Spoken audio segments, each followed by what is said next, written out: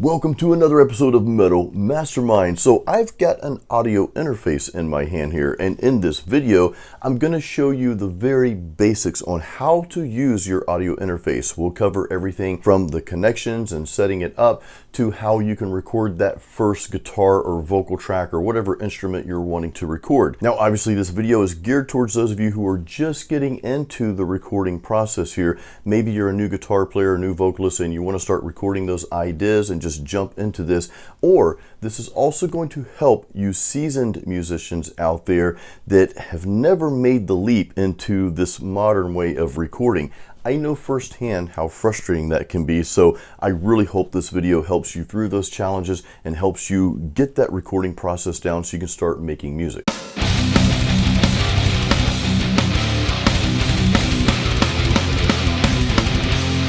Before we dive into this, you may be wondering, well, what type of interface do I need? What brand?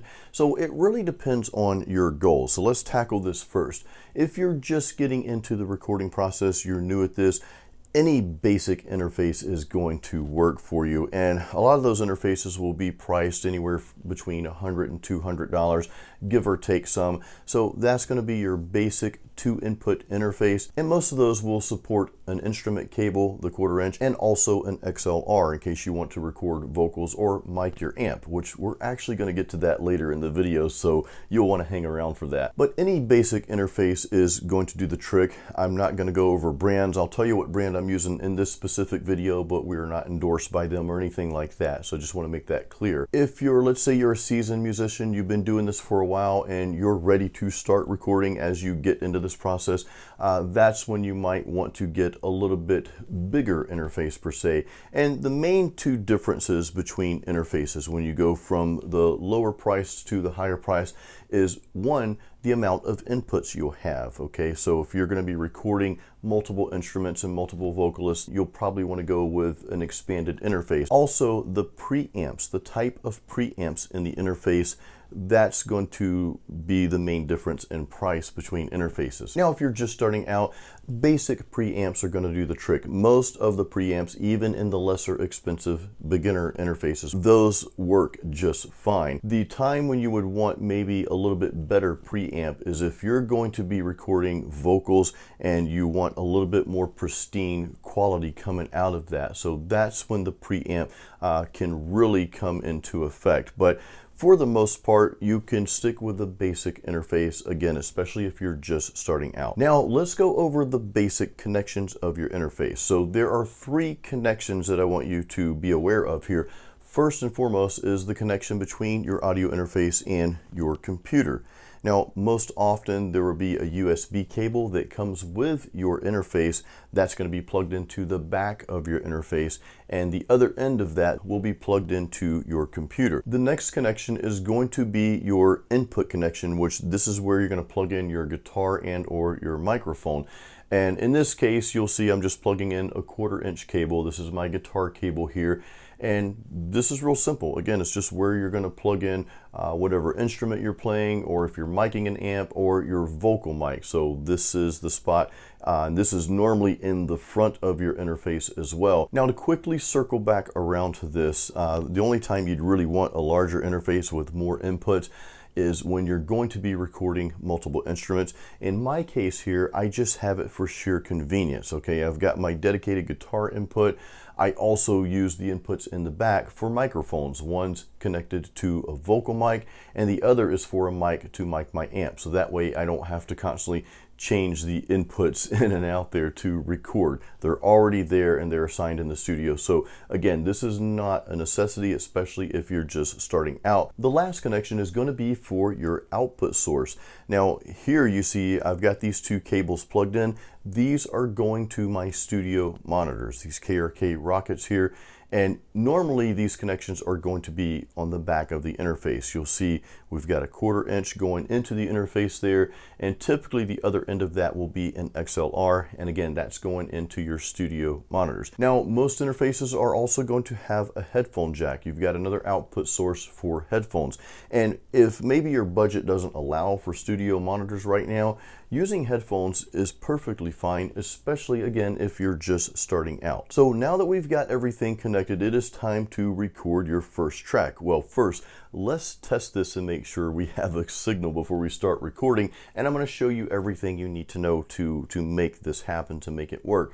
So first things first, you have what's called recording software, which is referred to as a DAW, Digital Audio Workstation. Normally when you buy an interface, it's going to come with a light version of that studio software. Now in my case, I'm using PreSonus products, so mine, when I first bought my interfaces, they came with what's called the artist version, which means light version of PreSonus Studio One. A lot of times the difference between the light version and the pro version, which you can always upgrade, and you may want to do that right away, that's okay too.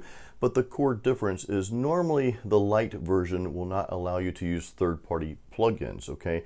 However, most all software packages, recording software, DAWs, most all of them come with an array of plugins. Many of them even come with virtual guitar amps and effects. So if you're just starting out and you're on a budget, the light version will probably do just fine for you for now. So let's pull up a session here. Again, I'm using PreSonus Studio One. Now I have the pro version up, but I'm gonna pretend it's the artist version as I take you through this, just to use it as an example. So what I'm gonna do here is I'm gonna open a new session. Now, taking a step back real quick, be sure to read the instructions for whatever software you're picking up in regards to how to download that.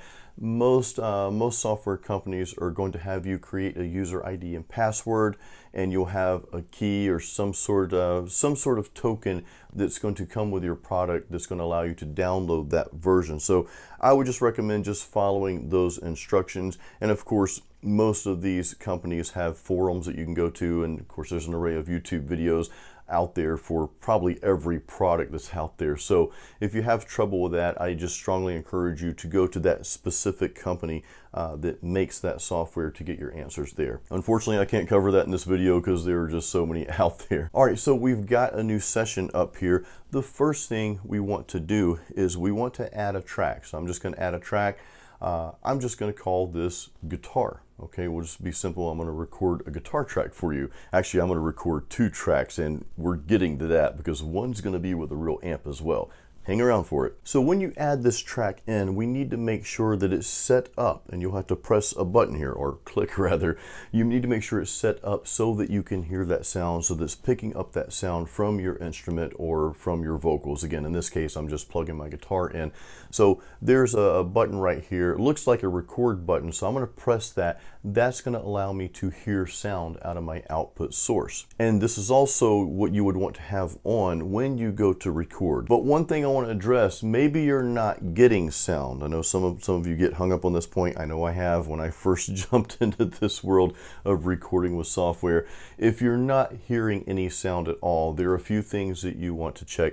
First of all, make sure your guitar knob, your volume knob is turned up. Sometimes it's those simple things that we miss. Next, make sure your interface level is up. Now, this is something we haven't talked about yet, but on the front of your interface, you're more than likely going to have a main volume, okay? And that's going to be controlling the output going out to your monitors and or your headphones.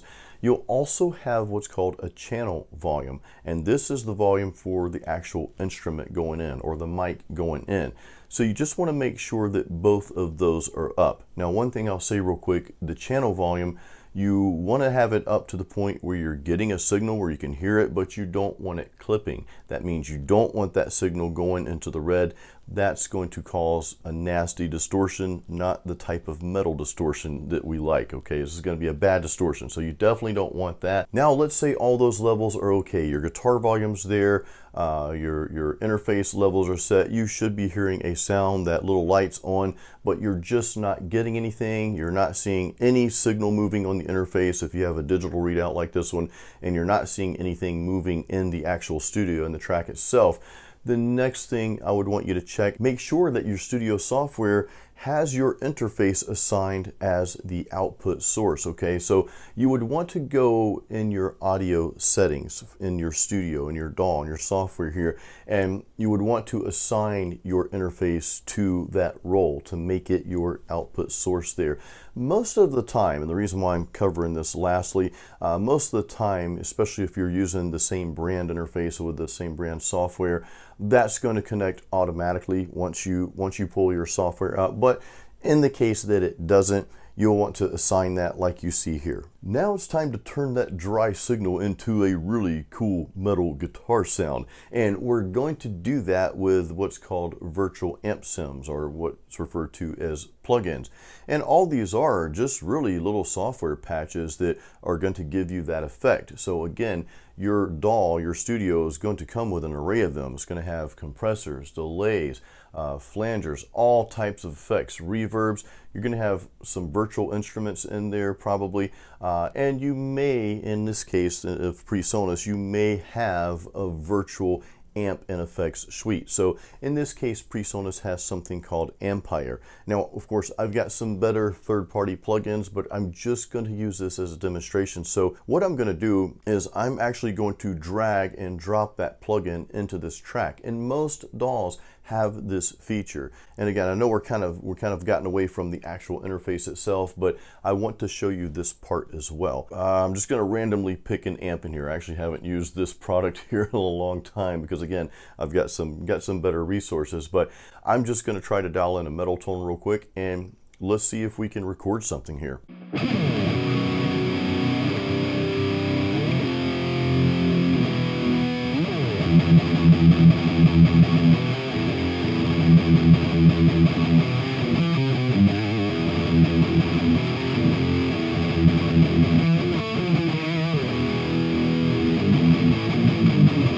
Okay, so that was pretty cool, and you notice my track, I had the red light on as I was recording that, so I knew that that was picking up the signal that I wanted to pick up there. So going back to this is if you had multiple tracks. Let's say you already recorded another guitar, but you don't want to record over that track. So you would not have your red button, we'll call it, you would not have that lit up on that track because that would record over what you've done.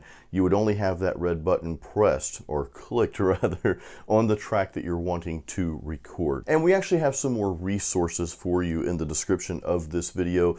There's some more videos on using amp sims, on recording tracks and that sort of thing. I'll put links to those videos in the description of this video, so make sure you check that out after you watch this video. Now, as I promised earlier, I am going to mic an amp, okay? I'm gonna mic a live amp and we're gonna record that track. So what I want to do in this case is I want to create a brand new track. Now, I want this track to be clear of any plugins, so we're not going to add anything to it. Now, what you would normally do if you have an interface with just the one input or maybe the two inputs, you've got your guitar plugged in, you would want to unplug that 1/4-inch cable, plug in a mic cable, and of course that mic is going to be going in front of your cabinet there, which you're going to capture your amp. Now, the same thing here, you want to make sure your signal is not clipping, but you also want to make sure it's loud enough. So there's kind of an art to this, and what I recommend is once you nail this down is kind of keep those settings the same, or write them down somewhere. If you have like a little notepad, maybe stick that close to your interface on your studio desk so that you know the interface level, what that channel level needs to be at, because chances are whatever level you have your channel set at now for using plugins, well, that's probably going to change when you use a mic and mic that amp.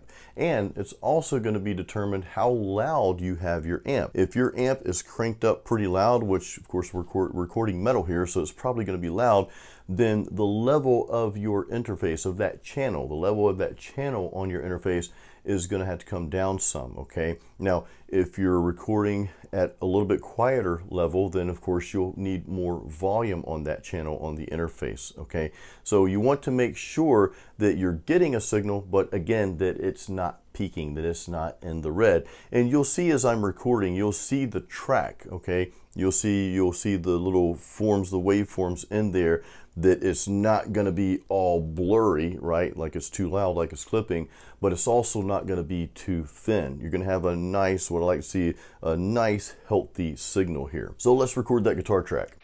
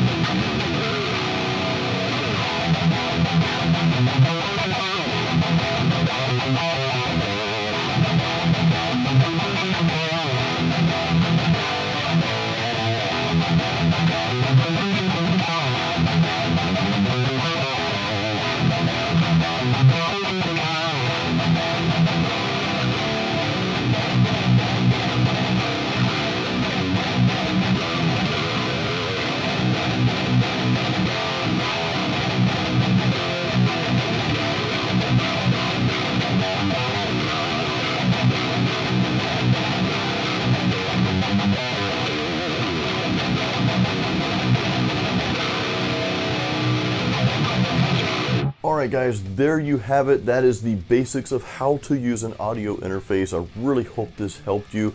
Again, I know how frustrating it can be jumping into the world of recording. We have some resources in the description of this video, so definitely check that out. Okay, there's some blog posts, there's some other videos here at Metal Mastermind. Our goal is just really to give you everything you need to be a successful metal musician. That's what we're here for. So on that note, if you have any questions, please leave those in the comment section.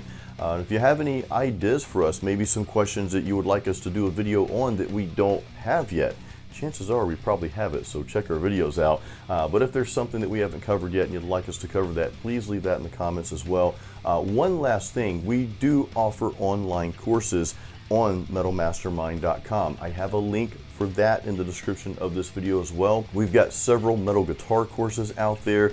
We've also got a metal vocal course. We've got a complete metal songwriting course, and we've got more coming down the pipe as well. So make sure you check out the YouTube description. And lastly, please give this video a like and make sure you subscribe to our channel.